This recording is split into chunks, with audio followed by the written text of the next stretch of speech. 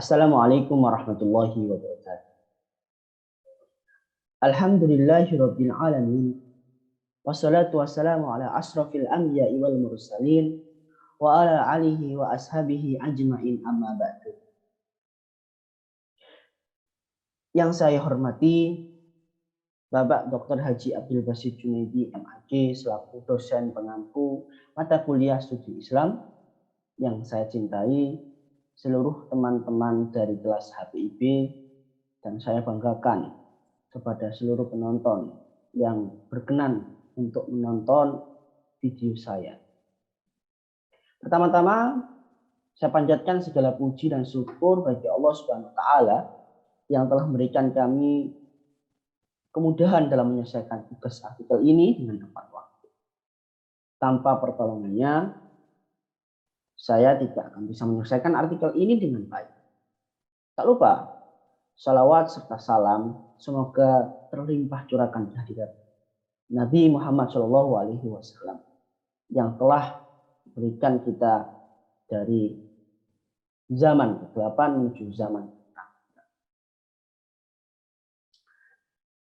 Sebelumnya saya akan memperkenalkan diri saya. Nama saya adalah Muhammad Alfi Nasir dari kelas HPIB NIM 0502032101. Akan mempresentasikan hasil diskusi kelompok 5 mengenai akhlak dan etika dalam Islam. Ada 3 substansi bahasan mengenai akhlak dan etika dalam Islam. Yang pertama ialah pengertian akhlak dan etika. Yang kedua adalah jenis-jenis akhlak dan etika. Dan yang terakhir adalah arti penting akhlak dan etika dalam kehidupan sehari-hari. Yang pertama, pengertian akhlak dan etika. Pengertian akhlak. Secara etimologis atau bahasa, kata akhlak dalam bahasa Arab adalah bentuk jamak dari kata khuluq. Khuluq di dalam kamus Al-Munjid berarti budi pengerti, perangai, tingkah laku, dan tabiat.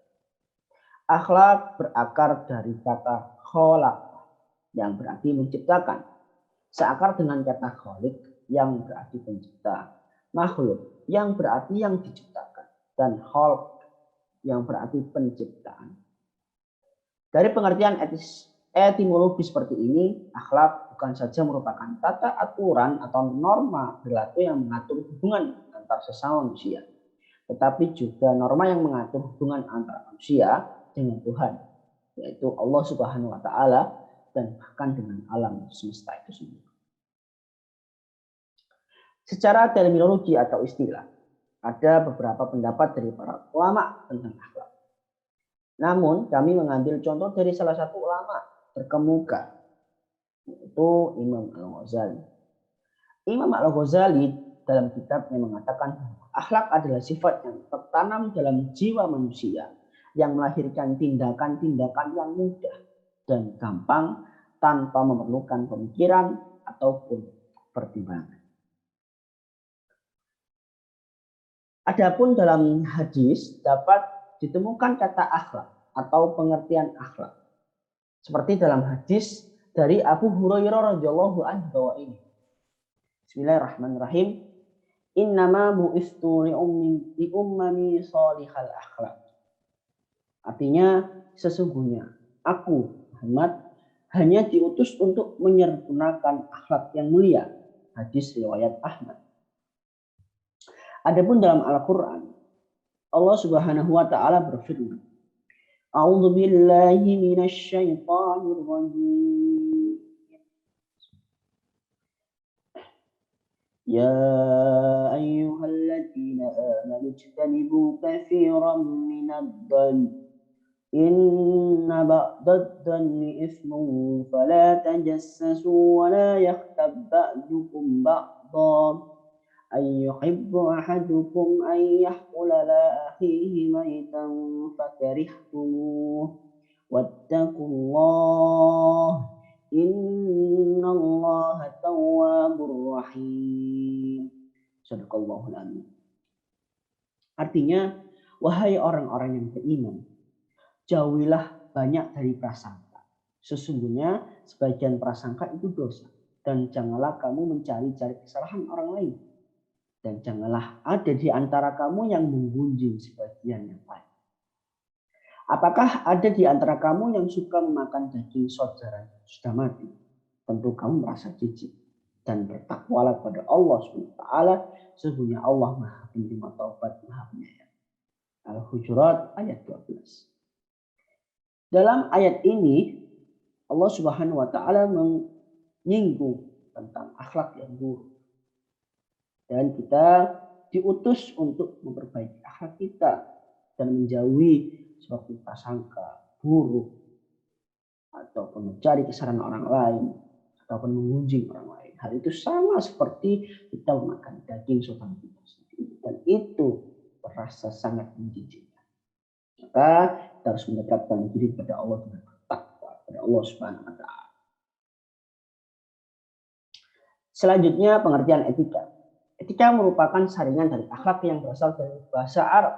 Secara etimologis, menurut Endang Saifuddin Asy'ari, etika berarti perbuatan dan ada sangkut pautnya dengan kata-kata kulik, pencipta, dan makhluk yang diciptakan. Hampir sama seperti pengertian akhlak. Akan tetapi tidak ditemukan juga pengertian etika berasal dari kata jamak. Akan tetapi ditemukan juga pengertian etika berasal dari kata jamak dalam bahasa Arab, yaitu akhlak. Jadi ada suatu relasi antara akhlak dan etika. Kata mufradnya adalah khuluq yang berarti sajiyah atau perangai, mur'iyah atau budi, tabi'in atau tabiat, dan adab atau mungkin kesopanan dalam bahasa Indonesia. Kata etika berasal dari Yunani, yaitu ethos yang berarti kebiasaan. Ia membicarakan tentang kebiasaan atau perbuatan, tetapi bukan menurut tata adat, melainkan tata adab. Terus tahu perbedaan antara tata adat dan tata adab, yaitu berdasarkan pada intisari atau sifat dasar manusia dari baik dan buruknya. Secara terminologi dijelaskan bahwa etika adalah ilmu tentang tingkah laku manusia yang berkenaan dengan ketentuan tentang kewajiban yang menyangkut masalah kebenaran, kesalahan, atau kepatutan, serta ketentuan tentang nilai yang menyangkut kebaikan atau keburukan. Aristoteles menggolongkan etika dalam teori-teori teleologis dari Yunani, yaitu telos. Telos artinya tujuan yang mengatakan bahwa betul tidaknya tindakan tergantung dari akibat-akibatnya.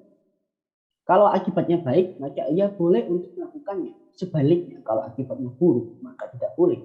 Teori-teori teologis bukan teori nilai, yaitu teori mengenai suatu teori tentang apa yang baik dan apa yang buruk bagi manusia. Selanjutnya kita akan membahas tentang jenis-jenis akhlak dan etika. Ada dua macam akhlak dan etika. Antara lainnya akhlak mahmudah dan akhlak mazmumah. Akhlak mahmudah, perilaku manusia yang baik ditujukan oleh sifat dan gerak kehidupannya sehari-hari. Akhlak yang baik ialah segala tingkah laku yang terpuji atau mahmudah.